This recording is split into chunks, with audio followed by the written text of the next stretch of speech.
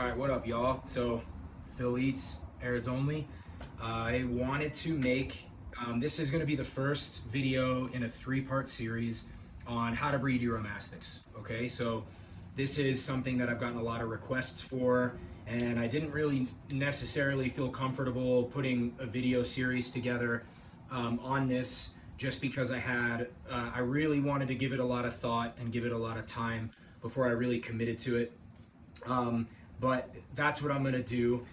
Before I start, just a couple of important notes, some housekeeping and some shout out. First is I want to shout out Exoterra.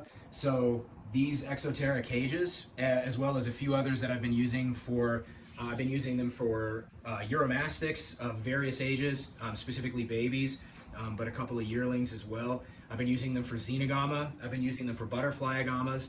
And I'm also going to be at this weekend, September 6th to the 8th, I'm going to be at the expo down here in Castle Rock, Colorado, the Plant and Reptile Expo.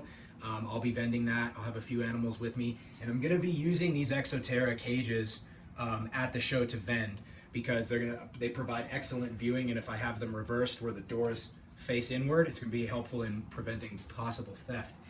But I'll be there, so if you want some Euros or Xenogama, Sandfish, you can pick some up there. But the cages have been working very, very well for everything, so I just wanted to note that. The next thing I want to say is that this particular methodology, the way I'm about to talk about how I think about starting breeding Uromastyx, has been mostly what's worked for me, but it's also something that I've now been able to see work for other people who have followed my recommendations. It doesn't mean it's the only way to do it, but it's a way to do it. And I think it's probably the most effective way that we know of for now. But maybe I'm wrong about that, but we'll see. So for starters, the thing I want to really get to the bottom of in this part 1 of this series is don't rush. You have to take the approach of the tortoise in this, right? So a lot of times when people say they want to start breeding Uromastyx, they go looking for adult animals, sexable animals, or, well, sexable is a different story, but adult animals. They want to buy the adults that you have. People want to say, oh, do you ever sell retired breeders, all this stuff. And my recommendation to people is to not do that, right? You should start with intelligently sourced, truly captive bred offspring, at least when possible, right? Sometimes for certain species that might not be possible because there just might not be anybody breeding them in captivity, or none are available at the moment. This would be like, for example, Uromastyx jayeri. It's hard to find those captive bred. But for animals like Uromastyx ornata, nigroventris, thomasi, princeps, yemenensis, philbii, or ocellata, all of these animals, you're going to be able to find people who are breeding them in captivity. And it may take you a while, but you should invest the time to buy captive bred offspring. And there's a few reasons for this. Number 1, you're supporting captive breeding efforts and reducing the demand on wild populations. Obviously, very good call. Number 2, you're supporting the people who make it possible to breed these animals in captivity, which is really, really important. And you're helping keep that money local. Additionally, you are eliminating the likelihood of getting animals that require veterinary attention right when you buy them. Very frequently, wild-caught Uromastyx will have external injuries, internal parasites, possible other pathogens and problems that will come from the import-export facilities because they're just kept among countless other animals. And you're likely to have animals that will at least be modestly tame. The other thing you're doing is, if you try to jump the line, so to speak, and you try to buy animals that are older, larger, retired breeders, because you want to get there sooner, you're actually probably going to spend about the same amount of time getting those animals to where you want to be as you would raising captive bred offspring from the jump.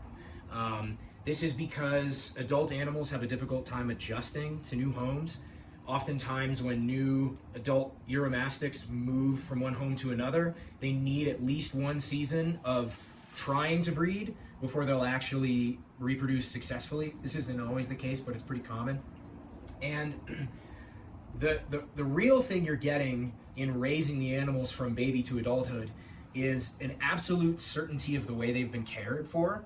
So you can spend your time working out the kinks in your care methodology with very resilient, very adaptable babies. If you try to do this with adults, you're going to set their ability to breed back sometimes years, because you're working out the mistakes after you've already got fully adult animals that may have already bred under one condition that you're now trying to get them to breed under a different condition, which is your setup, right? So I really think that this is extremely important.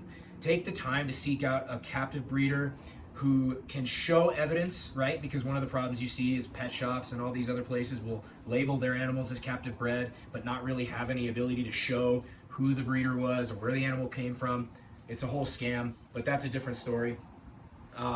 So take the time to seek someone out who really invests a lot of time in breeding their animals, and in an ideal world, find someone who's bred their animals multiple times over the course of many years, because then you can be really sure that all of their care methodology and breeding methodology is very dialed in. You should also be willing to spend a little more money to get those animals up front. So if you imagine, if you want to buy a dog or a cat, you buy a dog or a puppy or a kitten from a breeder, and if you don't plan on breeding that animal, they require that you get it neutered or spayed.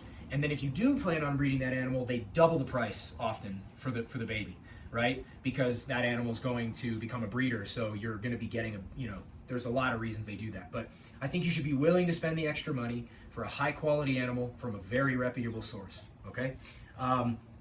Then what you need to do is you need to spend the time getting all of the setup and everything put together, so that way you're not doing major infrastructure changes between when you buy the babies and when you plan to breed them as adults, okay? So try your best to get everything set as much as possible from the jump.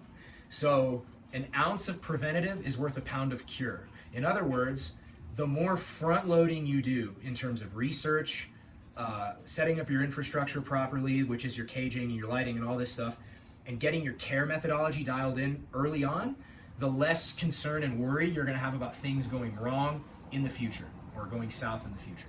So the reality is that the way this all starts is by buying a healthy captive bred baby. So if you come in here, you're going to see this is a small group of captive bred ornate Uromastyx, and these guys are about, let's see, they hatched in May, so these are getting about 2-3 months old. And all of these little guys are super friendly, really tame, mellow, chowing down on a big chunk of bok choy here, okay? And what you're gonna do is you're gonna source a captive bred baby like this, and you're gonna spend the time to raise these things to a beautiful adulthood, okay? It cannot be overstated how important it is to start with good quality animals, okay? And even if you can't find a sexable animal, you should try to get, if you get a number of babies so you can have your better shot at getting a male and a female pair. I recommend that people start with a pair, just a pair, okay? If you can buy sexed animals from a breeder, myself and others will often have sexable animals available starting in mid-fall and going through till the following spring. So let's go down here. Take a look at this. This is a yearling pair of Uromastyx ornata. Okay, so this is the male here and the female here. So these are 1 year old. These will have maybe one more year of growth before they're able to breed. Some Uromastyx will take 3 to 5 years to grow to breeding size, but in my experience, most of my animals only take about 2 or 3 years, tops. Okay. And it's usually about midway between this size and a hatchling that the animals are sexable, okay? And it's worth noting that I have seen countless animals sexed incorrectly by various individuals. So you want to make sure that you spend the time getting a guaranteed sexed pair if you're going to try to breed, okay?